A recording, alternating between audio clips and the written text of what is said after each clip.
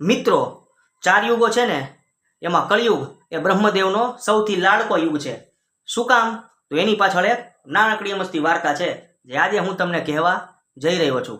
વાર્તામાંથી કંઈ શીખવાનું નથી પણ સાંભળવાની મજા આવશે અને વાર્તા છે ને એ આજે જે કંઈ પણ પરિસ્થિતિ ચાલે છે એને યોગ્ય છે। તો ચાલો શરૂ કરીએ। તો બ્રહ્મદેવ છે ને એના ચાર પુત્રો સતયુગ, ત્રેતાયુગ, દ્વાપર યુગ અને કળિયુગ, આ ચારેય યુગો એ બ્રહ્મદેવના ચાર પુત્રો। એકવાર બ્રહ્મદેવે ચારેયને બોલાવ્યા અને કીધું કે જો આપણે છે ને સ્વર્ગ અને નર્ક એવી બે વ્યવસ્થાઓ છે।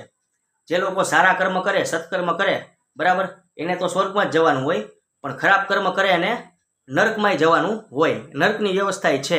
એટલે સતયુગને કીધું કે ભાઈ તું જરાક જોજે બેયનું બેલેન્સ થાય એમ, બરાબર, ખાલી સારા જ કામ થાય એવું નહીં, ખરાબ કામે થવા જોઈએ જેથી બેયનું બેલેન્સ થાય અને સ્વર્ગ ને નર્કમાં સરખા સરખા લોકો રહે, નર્કમાંય લોકો આવે, ટૂંકમાં કહેવાનું એમ હતું।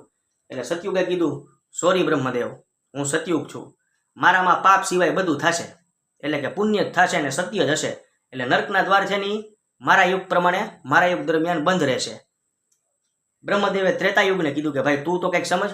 ત્રેતાયુગ કે નહીં, સતયુગી મારા મોટા ભાઈ છે, એ જેમ કરશે એમ જ હું કરીશ, એટલે ત્રેતાયુગમાંય ખોટું થતું નહીં, એટલે ત્રેતાયુગમાં એના લોકો માટે નર્કના દ્વાર હંમેશા બંધ રહેશે, નર્કમાં વેકેન્સી થશે નહીં। દ્વાપર યુગનો વારો આવ્યો। દ્વાપર યુગ કે કાંઈ વાંધો નહીં, હું થોડાક લોકોને મોકલતો રહીશ, તમ તારે ચિંતા ન કરતા, નર્કમાંય વેકેન્સી ખાલી રહેશે નહીં, એમાંય હર્યા ભર્યા રહેશે। એટલે બ્રહ્મદેવ કે કાંઈ વાંધો નહીં, તું મારો સારો દીકરો છો। અને છેલ્લા આવ્યો સૌથી નાના પુત્ર કળિયુગનો વારો।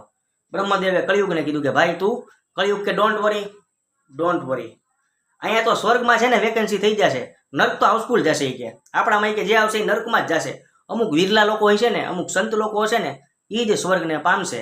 એટલે બ્રહ્મદેવે કીધું કે શાબાશ, તું મારો લાડકો પુત્ર છો, તું મારો કહ્યાગ્રો પુત્ર છો।